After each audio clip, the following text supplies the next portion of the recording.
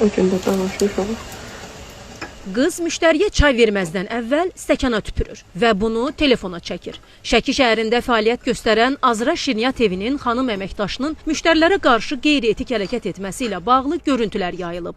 Hadisə demək, burada otur, qız burada dayan. Və bu adam deyirsən xidmət edən, çay verən adam deyil. O deyib padruqamla zarafat demişəm. Padruqası ilə zarafat edən yerdə o.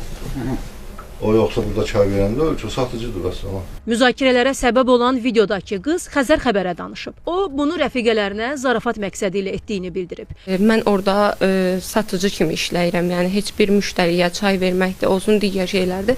Onları mən eləmirəm. Yəni mənim haqqım da deyil, hüququm da deyil. Özümüzdə orada xanım var, işləyəndə həmin xanım tətbiq eləyirdi. Mən də vermirdim. Yəni sadəcə padruqam olduğu üçün həmin zarafat məqsədli mən çay vermişəm. Yəni bu qədər. Həmin çay da padruqama təqdim olunmayıb təbii ki də. Sırf video məqsədli öz aramızda qızlar arasında paylaşılan bir videoydu. Heç sosial hesablarda da paylaşılmayıb. Yəni özümüzə yaxın bildiyimiz bir qız götürüb bunu əməlli başlı yayıb. Məsələ ilə bağlı sözügedən Şirniyyat evi ilə əlaqə saxladıq. Obyektin rəhbəri Etibar Nəsibov məsələdən xəbərdar olan kimi həmin şəxsin töhmət verilərək işdən çıxarıldığını bildirib. Ola bilsin ki, bəlkə də başa düşməyik nə qarır, nə qarmır.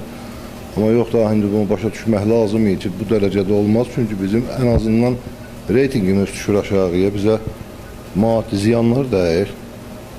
Qoy indi tədbir görsünlər də aidiyyət orqanlar. Yəni biz öz tərəfimizdən töhmətimizi verdik, işdən də çıxartdıq, bu qədər. Şəki şəhəri Məmməd Emin Rəsulzadə küçəsində sözü gedən Şirniyyat evinin qarşısındayıq. Bugün yəqin ki, məlum hadisə ilə əlaqədar kafe fəaliyyət göstərmir. Daxili İşlər Nazirliyinin mətbuat xidmətinin regional qrupundan sorğumuza cavab olaraq bildirilib ki, sosial şəbəkələrdə yayılan video görüntülərlə bağlı Şəki polis şöbəsində təhqiqat aparılır. Araşdırmanın nəticəsindən asılı olaraq əmələ hüquqi qiymət veriləcək.